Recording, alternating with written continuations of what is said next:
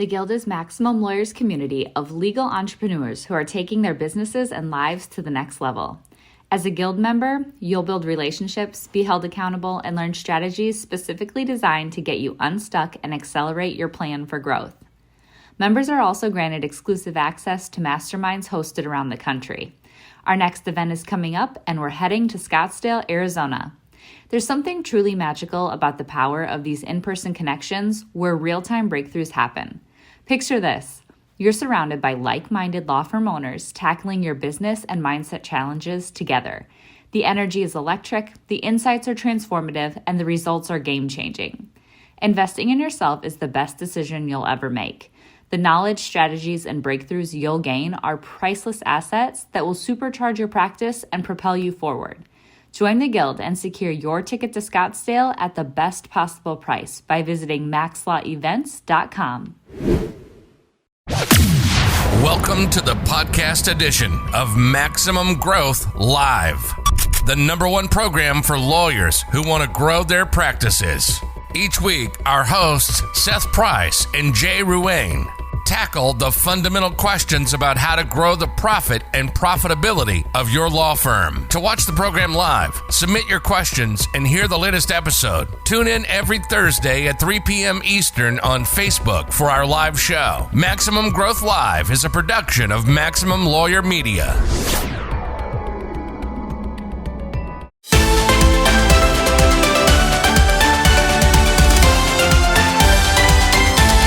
Hello, and welcome to another edition of Maximum Growth Live. I'm one of your hosts, Jay Ruane, CEO of FirmFlex, your social media marketing agency for lawyers, and Finalize, your automated daily accountability coach, as well as Ruane Attorneys, a civil rights and criminal defense practice in Connecticut. With me, as always, my friend Seth Price. Seth is the founder and managing partner of Price Benowitz, your DC, Maryland, Virginia, and South Carolina law firm, as well as the founder of Blue Shark Digital, SEO for law firms with clients all across the United States of America. Seth, as normal, I want to see how you're doing. You know, last Thursday, I forgot to say happy birthday. And I felt bad about it because I got so worked up into the show, I forgot. I was going to sing happy birthday, and I didn't. So it's a week late, but happy birthday to you, Seth. The audience will thank you. It was Definitely. It was a good birthday. Sadly, I spent some of my birthday. It was something I'll just share here. A buddy of mine who's been a longtime partner at a big firm. Not their partners, they're partners. He was one of the B partners, really has struggled of late. And, new management comes in, and it just demonstrates what I love about what we built here with our audience is people who are taking control of their future, and that no one meeting can end a several decade relationship and so it was definitely humbling to see a path taken where somebody really could use many of the things we talk about here, and hasn't for a bunch of reasons. It's not their DNA. It's not they're one of the people that you would be hiring. But it was sad, and at the same time, I'd love to use it as sort of a springboard to see, hey, can somebody like that be turned around in the entrepreneurial way? Yeah, it's interesting. We are the people who watch this show. The people who we interact with at conferences, we are definitely an outlier.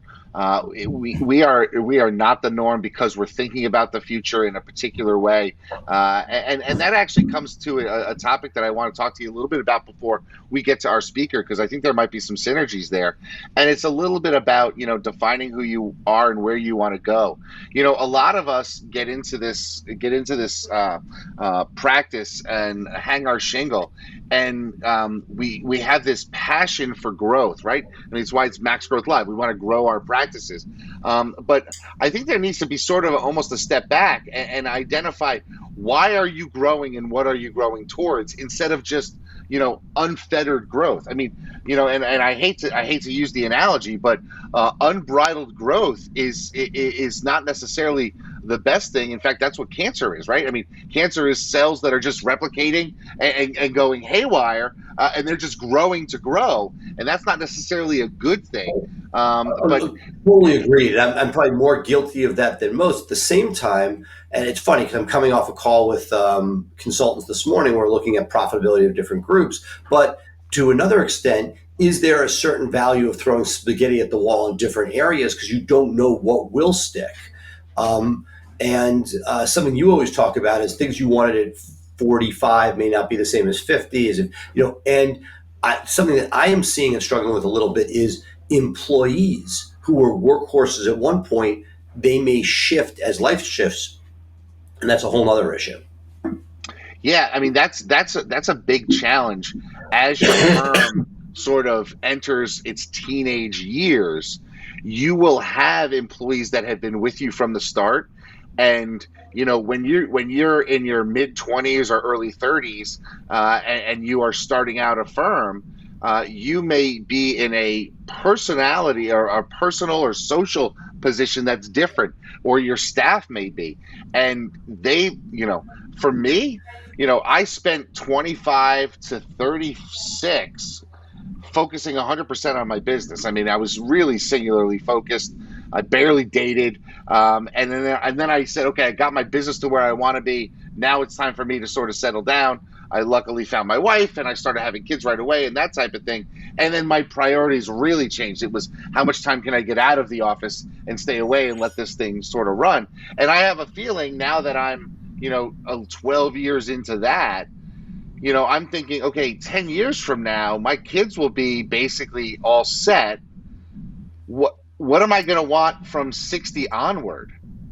And how do I build the firm that I'm going to want to be part of at 60, and get me to that point in a decade so that I'm comfortable and I have what I want, because my desires then are going to be different than what they are right now. Right now, I'm happy to, I want to be able to get out at 3:00 so I can meet my kids at the bus and get the Little League practice. But, 10 years from now, that's not going to be an issue.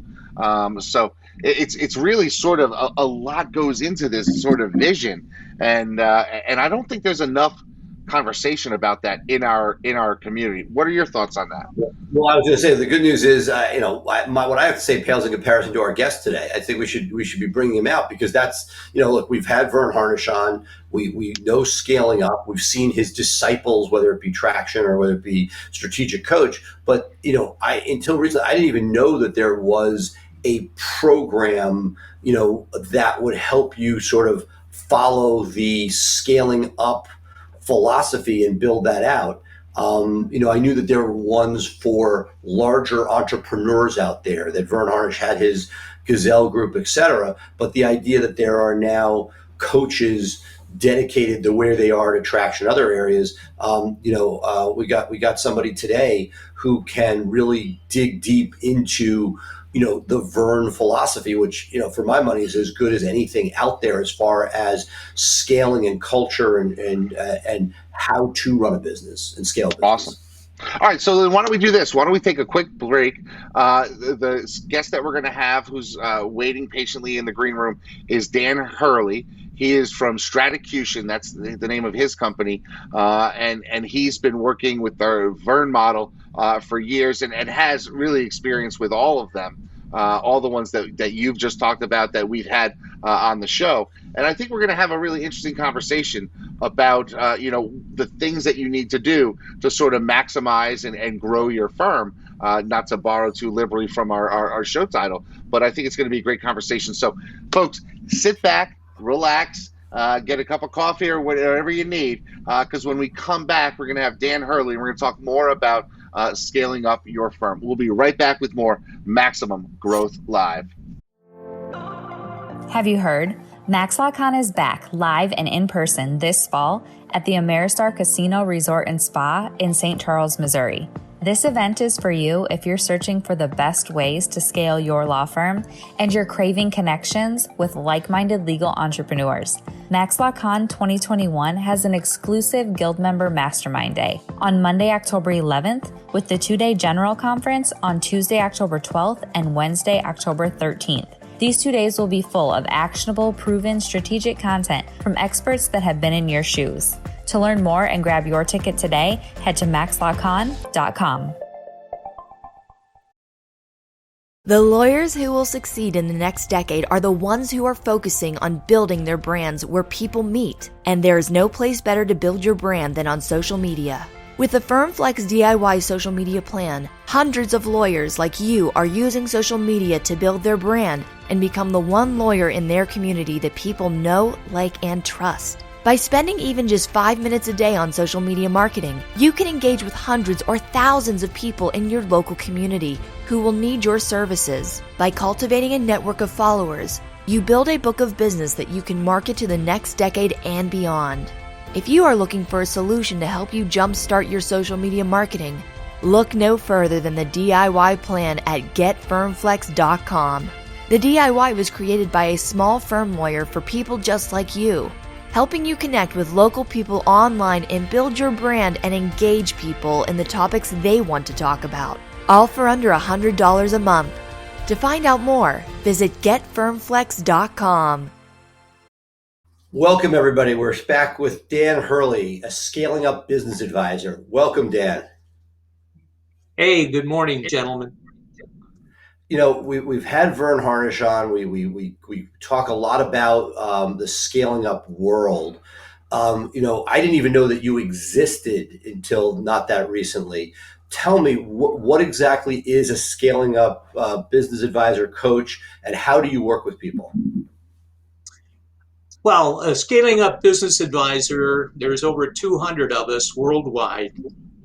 And what we do is we subscribe to Vern's perspective on the scaling up performance platform. It's a series of systems and processes associated with those systems as represented by tools that we use with an organization to assure that they're addressing the critical issues associated with growth. And, for our listeners, we have a bunch of lawyers who are building and growing their law firms. What are some of those things? We've talked to scaling up people, including Vern. We've done a bunch of talks with people in the traction world. A lot of our members may use strategic coach. How does what you do fit within those sort of different worlds, and many of whom have sort of been birthed by Vern? All right. What I've found in strategic planning over the number of years that I've been doing it, 25 plus, is that most organizations approach strategic planning from the perspective of we've got to fill a 3-ring binder, and that 3-ring binder will sit on our shelf for a year. At the end of the year, we pull it down, blow it off, and find that we haven't accomplished much of anything. We've reacted to fires, allowed ourselves to be sucked into the day-to-day aspects of our business. So our approach is more focused on strategic thinking. So let's think strategically, and then let's plan from an execution perspective. So the emphasis is more on getting it done as opposed to spending all the time analyzing where we're at, where we're going, those kinds of things. If I compare it to some of the other products out there that you mentioned, it's much more comprehensive. And as I said, I've looked at all of them. And it's funny to find that most of them are extracts of Vern's approach. You mentioned traction. Gino Wickman was a scaling up coach when it was called Gazelles, and left the organization and focused on that $0 to $5 million business, which is, quite frankly, where scaling up at the time didn't focus. You have Patrick Thien and his organization of Rhythm. You have Jim Alampi with his Great to Excellent. You have a number of different systems out there, and all of them have a tendency to be closed, which means that there's a prescriptive way of going about putting together strategy and execution. And Vern's approach is an open system. In other words, we use tools from many different people. In fact, I was just talking to Jay about the hedgehog concept from Jim Collins, the flywheel from Jim Collins, Alec Osterwalder and his value proposition canvas. So we bring to bear a number of the tools. And I think that gets at the heart of the primary difference. A lot of what we do is focused on very experienced coaches, whereas most of the other systems out there, you pay your fee, you get trained in the specific things that they do, and you're not allowed to deviate. Seth, I have a question here. One of the things that I think our audience struggles with frequently is the lack of business training, and almost law schools look down on the business of law. For most lawyers, they are talked down to when it comes to business operations, because the law schools like to position themselves as a profession well above the little things like earning money, because they are in these ivory towers. But one of the biggest challenges for anybody who's starting up a law firm and then trying to scale a law firm is that, number one, they lack some basic business knowledge, and number two, they have an incredible ego as to their own skill set.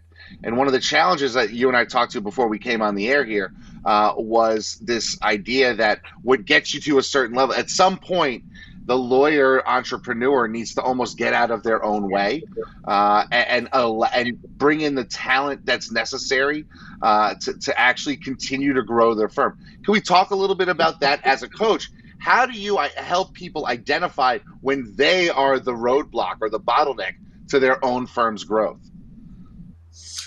Well, typically very gently. No one likes to be smacked in the face with, you're at a point where you've reached unconscious incompetence. You don't know what you don't know, which is always a dangerous position to be in, right? So the relationship between the coach and the client is extremely important, much like the relationship that you have with your clients. And there are times when a shovel upside the head is what's needed, but you better have a whole lot of trust, and that client better have a whole lot of confidence in you. It's funny, I have a range of clients, some that would follow me through the gates of hell, and others that are constantly questioning me, trying to figure out how I'm coming to the conclusions I'm coming to. And you use different approaches with different clients. For those egomaniacs, it typically results in questioning. People don't like to be told. So there's always questions about, okay, so you made this decision. What were you trying to achieve? What did you take into consideration when you made it? In fact, I have one client that when I walk through the door, he has a rule. You don't start the conversation with a question. So it's really different strokes, as Sly Stone said back in the 60s, different strokes for different folks, right? Absolutely. Can we talk a little bit about the role of passion in growing any business? Because, one of the challenges that some people in our audience had was adding verticals to their business during COVID as a pure measure to sort of stay alive. And now, 16, 18 months later, they find themselves handling a business that they don't really want to be in. But in order to sort of reach the scales that I think people want to, I think there's got to be a portion of you that is passionate about your business, right? Money really doesn't drive the majority of people. Would you think that's fair to say? Oh, absolutely. Absolutely. In fact, I had an ongoing disagreement with the CEO of a very large corporation who told me the purpose of a business was to make a profit. And I told him, well, I think what you've done is you've confused the metric of success with success itself.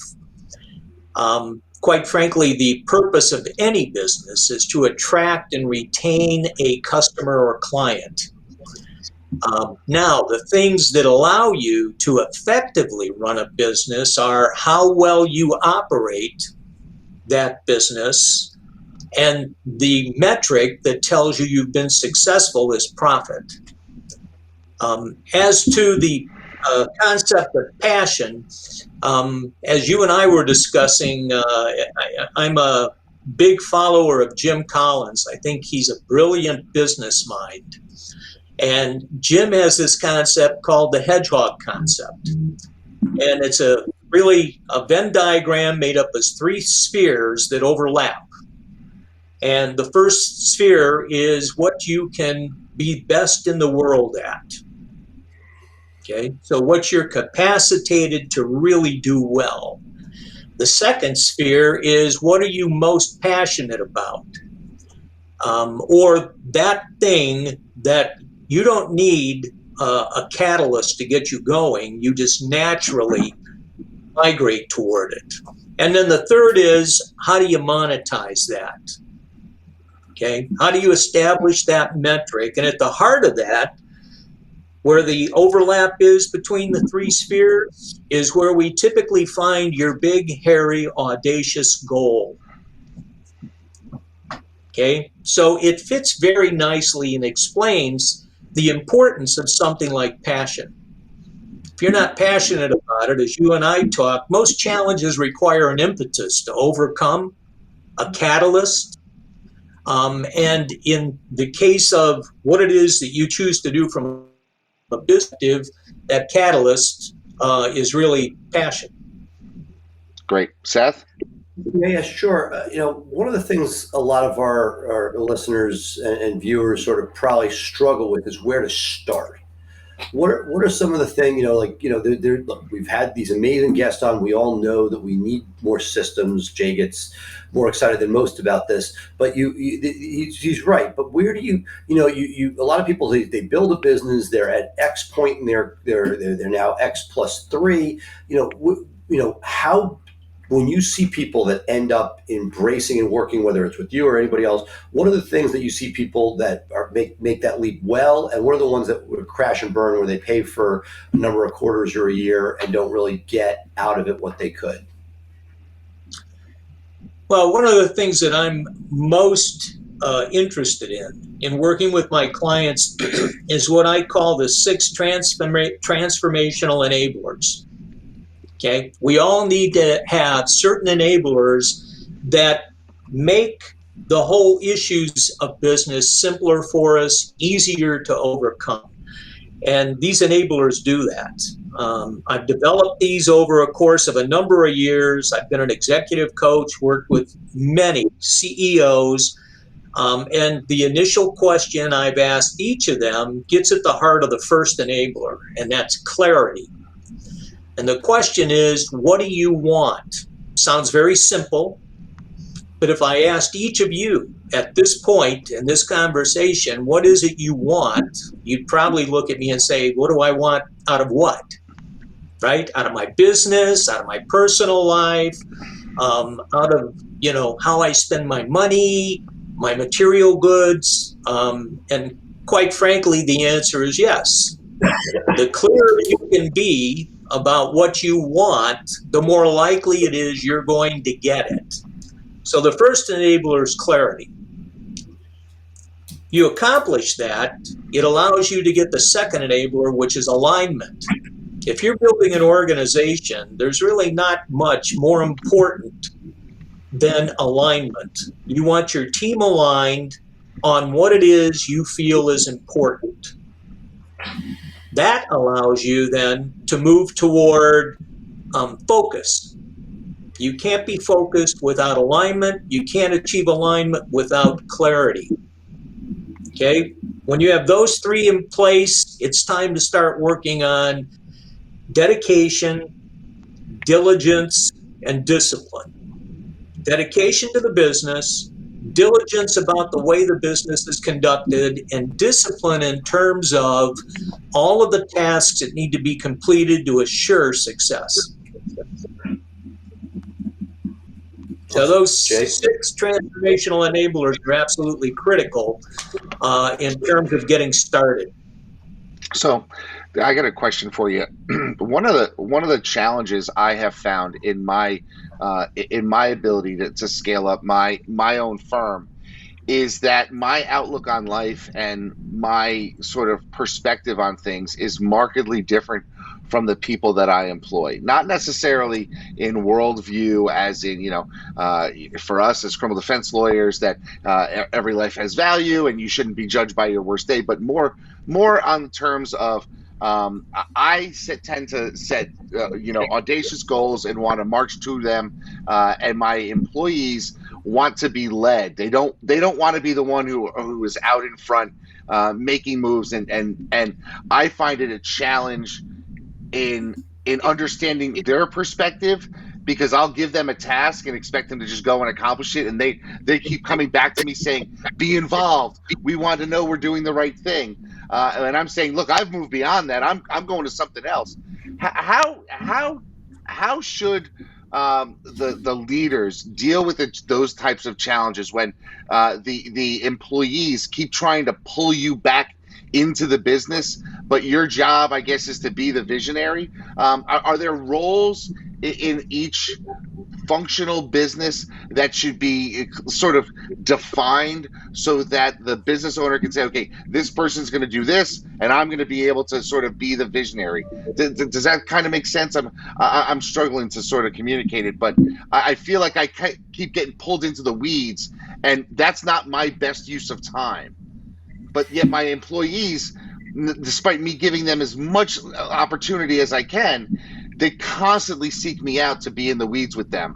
And despite me telling them I don't want to be there, they just keep pulling me. I feel like Michael Corleone. Every time I get out, they pull me back in. I could spend an hour just talking about that. But let me hit a couple of what I think are the important responses to your question. And I think it starts with selection. We look at strategic thinking from 4 perspectives, and those 4 perspectives are people, strategy, execution, and cash. And each of those perspectives have a question that has to be answered in order to achieve optimal effectiveness. For people, that question there is, are all stakeholders, now we're talking all, not just employees, so that also includes customers, suppliers, the community, owners, are they happy and engaged? And would you rehire them enthusiastically? Okay. So when we're selecting employees, it's important that we operate from a position of clarity. There's that word again. And that position of clarity in most businesses is typically described in what we call a job description. I am not an advocate of job descriptions. The typical focus of a job description is responsibilities. And quite frankly, I don't care what your responsibilities are. What I'm hiring you for is results. So shouldn't I be articulating expectations in terms of results? Okay, requirements and standards. So what do I expect in terms of a result from this particular role? And how will I measure that? So we select people based upon that. Once we get those people in, we struggle with this concept of clarity. What do we want? We encourage people in your positions to delegate. You can't do it all. And if you think you can, then you're practicing it at a minimum, a mild form of delusion. Okay? So in delegating, what we typically find is you tell someone, I need you to do this. And you leave it at that. If you're going to delegate, you need to delegate based upon that expectation. What do I require of you? And how are we both going to know when it's been accomplished, when it's been achieved? Okay? And then you keep a record of what it is you've delegated. Look, in growing my businesses early on, I found that I delegated so much many times I'd forget what I delegated 3 days ago and forget to check on it. And sometimes it would get done, sometimes it wouldn't, right? And the natural inclination was to go back and blame them. Yes. Well, no, this is a very common topic for us, as well as a common ailment of our listeners, viewers. What are some of the best practices so that as you do that, you should be delegating? What are some of the systems or techniques you've seen that work best to make sure that you do have accountability and that it's not set it and forget it? Well, accountability is part of your execution system, right? It's something that you set up front in terms of clarity of expectation.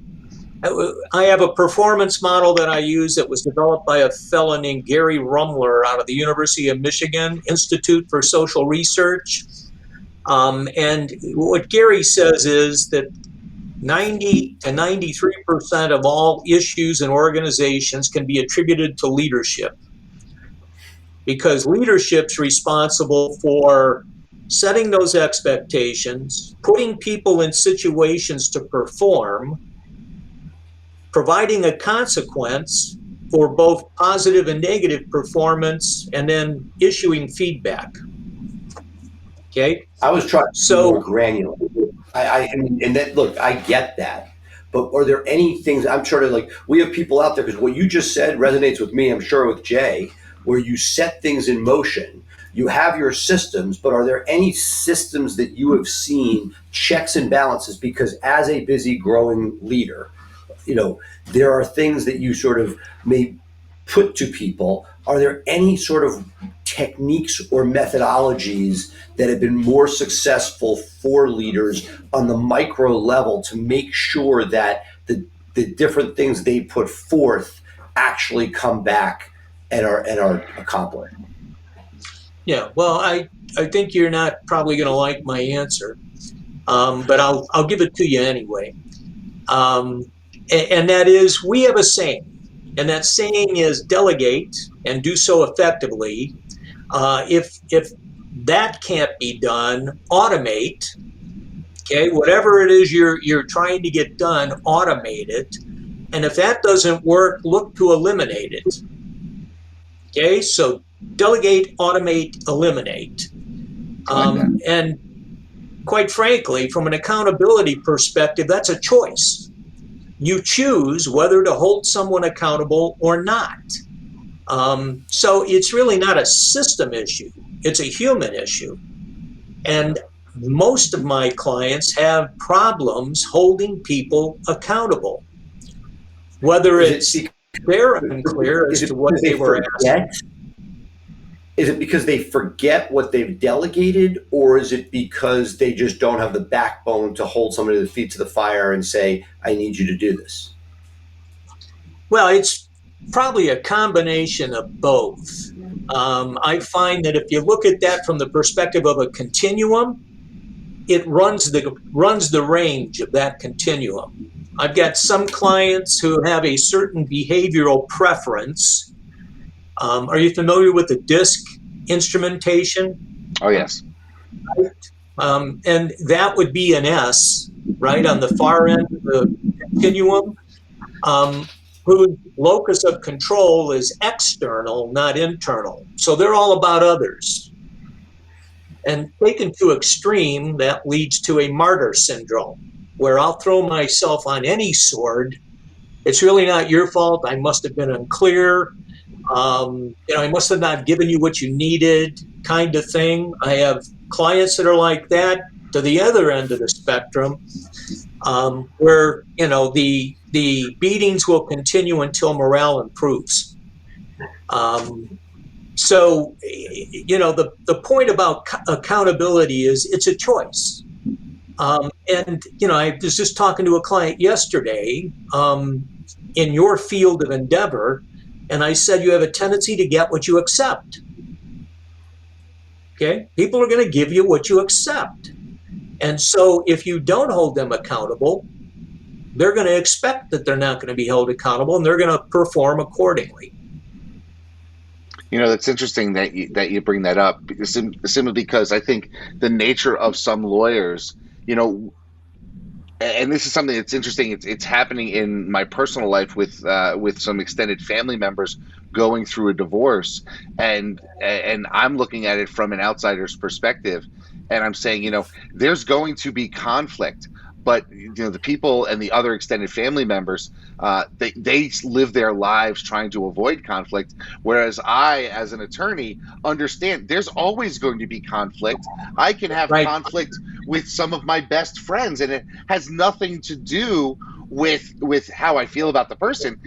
Conflict is inevitable in nature, and I think part of the problem with being a lawyer entrepreneur in this situation is that you might come to a problem with delegation and see it immediately as an opportunity for conflict with a subordinate, because you're comfortable with conflict and you're comfortable with it, but they are not.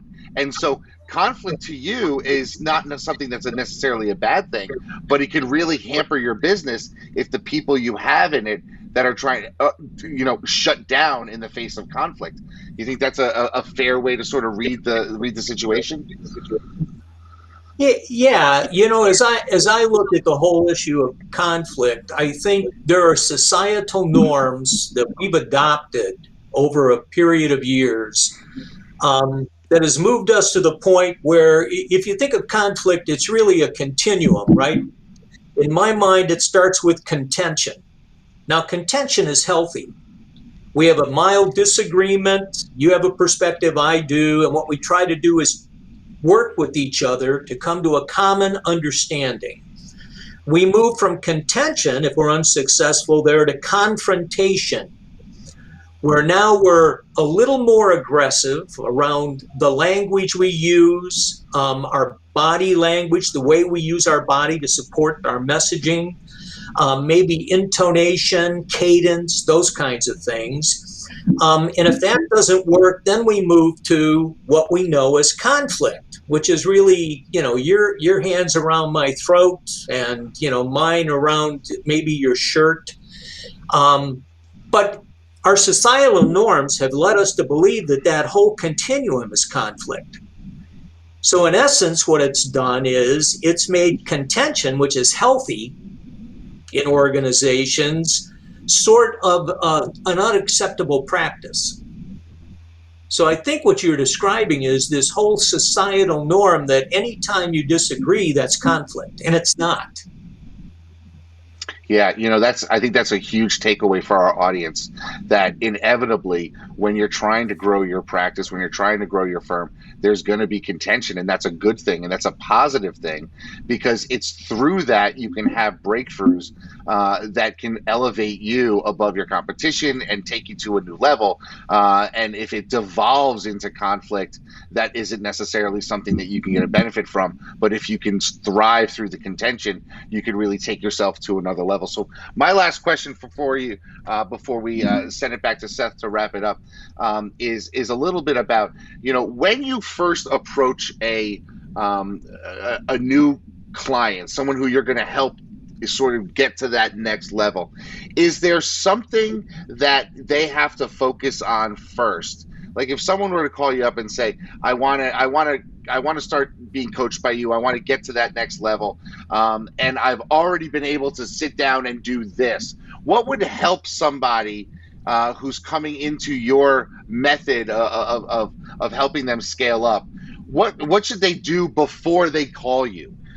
Is there something that can make a difference to get them to the right place to be able to be helped by you? Because I got a feeling there are some people who call you up that are just complete messes, and you have to sort of, it takes you 3 or 4 or 6 months. And I'll put this as my comment, because I want to let him answer, but I get it, because I hate when I call a consultant and they give me what I call the low-hanging fruit that I should have just done before. Jay's asking, what are the prerequisites? So you don't walk in, not waste your time, but we get to the heart of the matter rather than the stuff that really should be self-work that's done. You could say, do these 3 or 4 things before you call me so we can get to the meatier the stuff that matters.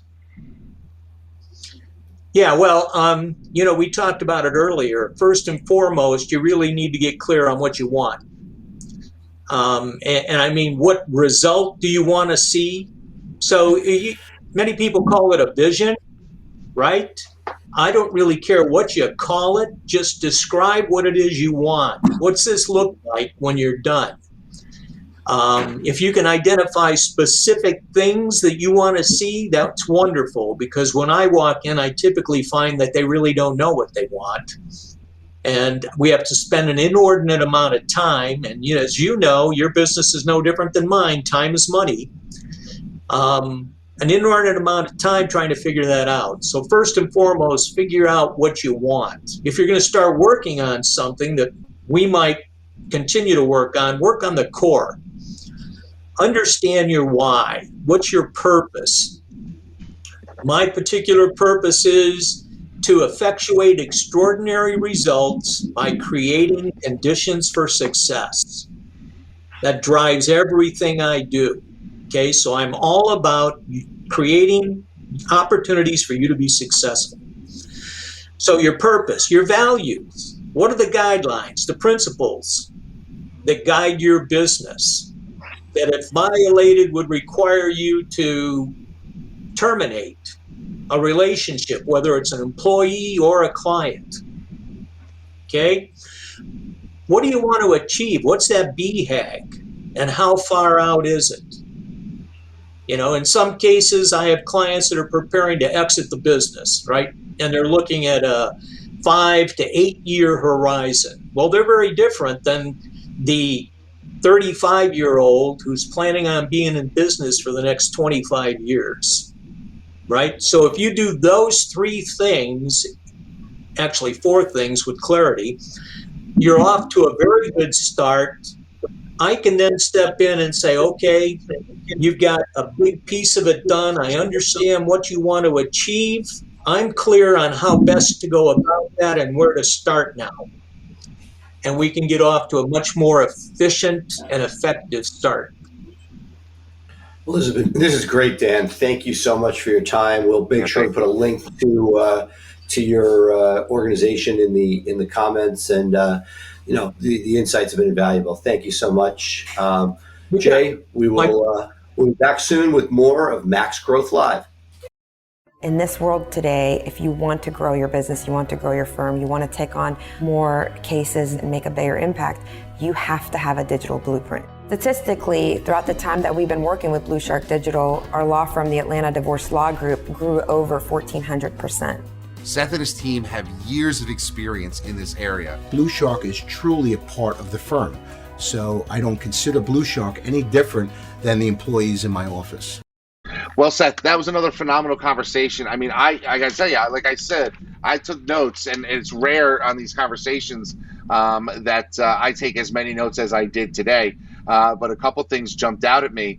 And one, first and foremost, when you're talking about the whole delegation thing, there was a bit of a clarity of delegation, which I think is something that maybe I need to work on in my own firm. What were your takeaways? For me, I know for myself, and we see this in much of life, whether it be business, sales, whether it be dating, whatever it is, the rule of 3s. And I feel like the more time that I spend in the Vern universe, understanding and hearing different ways of it being presented, that each of those takeaways, the takeaways are the same that we've been talking about, but getting you to think about, okay, with what I have right now, how could I start implementing some of these? To me, that was a valuable use of time. Yeah, and the other thing I really liked was defining jobs as what the results were going to be rather than the responsibilities. I'm actually going to go back. I've decided to take it upon myself. I probably should delegate it, but look at each one of our job descriptions in our office and rephrase them away from responsibilities to results, so that there is clarity there for the people that are coming into those roles. Because I think that's interesting. And that whole thing about the Venn diagram, what you love, what you can monetize, and what you can be best at, I think is something that all of us here should really consider as they're trying to set forth their vision. And finally, I really loved his accountability thing. I mean, I know I recently finalized because I needed help with accountability and daily accountability coaching. And that's certainly something that you need to find whatever trick it is to make sure that to hold you accountable to do the things that are necessary to move yourself forward. But this has been a great conversation. I really enjoyed this one. I got a lot of good stuff out of it. I'm sure I'll go back and listen to the podcast a few times just to make sure that I'm pulling everything out of it. What else you got excited for in the future? I mean, we're heading into Labor Day. Schools are back in. Kids are out of the house for the most part during the day. We haven't been quarantined yet. Have you guys been quarantined? We got another week, so we're still with the kids for a week, and I guess it's coming up. It's by the time I'm trying to think. For me, what I would say, the piece, and it dovetails not on the personal level, the business side, but sort of why my mind didn't quite transition well from your comment, is, as we've added overseas labor to help each department, I think that has forced us to get more granular about what people do, because when you're forced to delegate work from an existing employee, I think that has made us better and focused people in what they're doing that much more. And so it's ironic. I didn't realize this would be a benefit of that, but that by bringing people on to support existing operations at the firm, it forced the existing employees to become more focused in what they were doing. And that's been a huge, unexpected but positive outcome of adding additional tangential labor. Yeah, it's interesting. Last week we had David Hassel from 15.5 on, and I actually went out with my team and we actually created a weekly question just to our overseas people, because there's stuff going on that we might not necessarily know of or think of. One of the things, a hurricane hit Honduras this week, and that caused some disruptions. And one of my VAs, overseas staffers, whatever you want to call them, had some issues with resources for food in their town. And that she actually put on the weekly report that was a challenge for her this week. And I didn't even know it or think of it because, I'll watch the Today Show. Al Roker will tell me that something's going on in Oklahoma. Great. If I had people in Oklahoma, it would matter. But I have no idea what's going on weather-wise or culturally in other parts of the world. But I need to know that stuff because I have people there now. And so, that's why it was great getting the stuff from David last week. And I said, I got to start thinking about this stuff.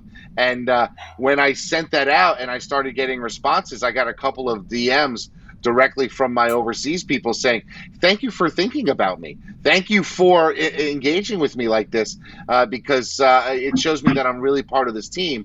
And that's what I like. I want them thinking team first. Absolutely. And so, it cost me some money, but bought licenses for all of our overseas people after that. With the same concept. It's, and at the law firm, we've been using it for staff. And the question is, do we include the attorneys into it? Not cheap, but do we allow them to be able to give the high fives and make this interactive? Again, like anything else, there's so few things we can do to improve morale and culture that this seems like, especially in this disassociated world that we now live in, that trying to double down on it. Yeah, I mean, if you have any number of employees that are not, in your office, I can't speak more highly of having that type of engagement platform or product or something along those lines that you can do. I mean, I'll be honest with you. I started off. I read about 15.5 in Inc. magazine. I signed up for a trial, took their questions, and I created using a Wufoo form and a Gmail autoresponder. I created a simple free version of it because I wanted to. I couldn't afford to spend at the time. Now I can, so it's even better. Well, but the other question is, and we see this all the time, right? I'm sure torn. It's real money. At the same time, if the engagement is higher using a polished SaaS platform, is that worth it? Absolutely. And the thing that's crazy about it, and I'll say this and then I'll wrap up because I know we're going long here, is that when COVID hit, one of the questions that we have is one great idea. and what's that great idea that we can implement to make our business better and that type of thing. I actually had the time, and I went back through like 2,000 questionnaires, just clicking through and reading the great ideas. And we were able to implement, like 20 or 30 of them. Sometimes it was doing certain things, changing the way we approach things, stuff that, 2 years ago didn't seem relevant, but it was an idea and somebody gave it, and now all of a sudden we have the time, we have the opportunity, and it seems more appropriate. So that data that you're collecting now could have value the next time we have a pandemic, folks, which I hope isn't for another 100 years, but who knows? Things happen. Something else could happen, 5 years from now that we're suffering through. So, amass the data that you can use. But Seth, I think we're going to leave it right now for this week. What another great show. Thank you for being with me. Of course, if you want to follow Seth, you can follow him on his YouTube page or follow Blue Shark Digital, where he has the SEO Insider, a great way for you to keep up on what's going on in the world of digital marketing. If you want to catch up with me, you can check me out at Finalize, FINLIZE.com, or through my agency, getfirmflex.com. Of course, if you love to talk about systems like I do, we talked a little bit about it during the show, please join our growing Systemizing Your Law Firm for Growth Facebook group. We're up to like 400 people exchanging ideas, talking about systems that they can implement. And it's a great way to sort of engage with people that are talking about the things you need to scale up your firm. But with that, Seth, I'll leave you. I'll see you next week. Have a fantastic Labor Day weekend. And anything else you need to add? No. Have a great weekend. Have a great weekend, folks. We'll see you next week. Bye for now. Thank you for listening to Maximum Growth Live. Please remember to subscribe to our podcast for the latest episodes and tune in live on Facebook every Thursday for our live show. For more information, visit Maximum Growth Live on Facebook or MaximumLawyer.com, and be sure to share us with your friends.